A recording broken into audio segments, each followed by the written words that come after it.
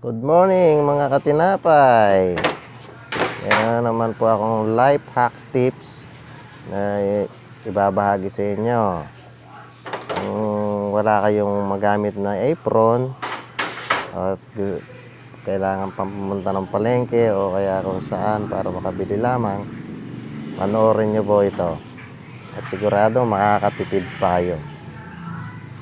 Gugupitin nyo lang kagaya niyan po sa nasa video. Siyempre huwag nyo kakalimutang ipagpag at yan ay may mga hari-hari na pa. Yan ay hindi ko na nilabang kasi malinis naman yan. Kumbaga sana ay pinagpag ko lang yung natirang harina. Ay napakalinis po niya. Siguradong hindi kayo magdudumi. Hindi madudumihan yung mga damit ninyo. O ayan o. Ginawa ko siyang parang sando. Diba? Pero kung mas gusto nyo pang mas malinis talaga yan, nasa sa inyo na. Kung gusto nyo, labhan nyo pa. O. Ayun sa akin kasi madalian lang yan. Kumbaga sana kailangan ko nang gamitin. At yung kasing apron ko labahin eh. Hindi madumi na. Kaya yan ang naisip kong gawing apron. Napakalinis pa. Puting maputi. So, gugupitin nyo lang na parang sando.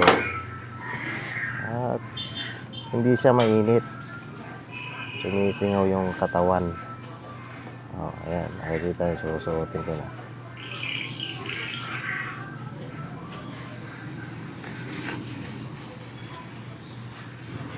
Diba?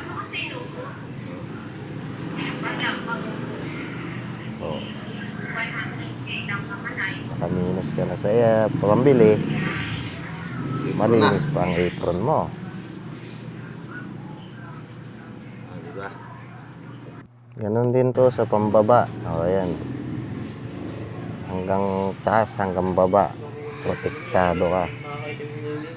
Bali, 2 katsa yung ginamit ko rito. Yan naman po ay yung katsa dito sa amin eh, hindi na nabibili. Kaya ginagawa, pinapampamunas na lang namin. Ginagawang basahan. Kaya naisip ko, gawin na lang apron. Makakaminis pa tayo sa pagbili-bili ng apron. Napakalinis. Panoorin nyo lang kung paano paggawa nito. O kung kayo may sariling design, kayo nang bahala.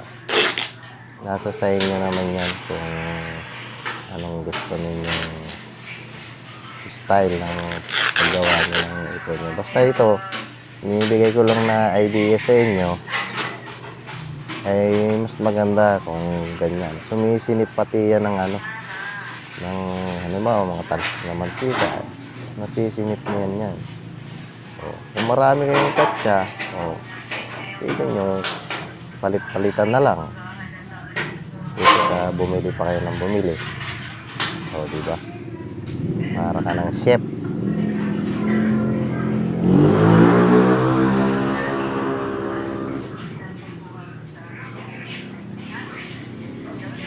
Sa mga nakagusto ng video, kayo na po bahalang mag-like and share.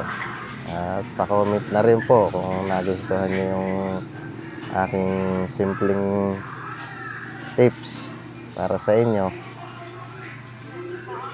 Basta nagbigay lang po ako ng idea para makatipid kayo. Ayan. Yun lamang po at maraming salamat.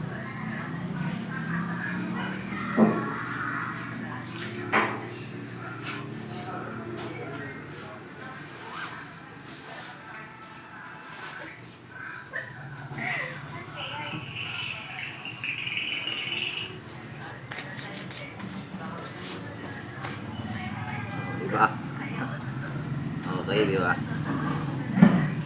Apron ka na.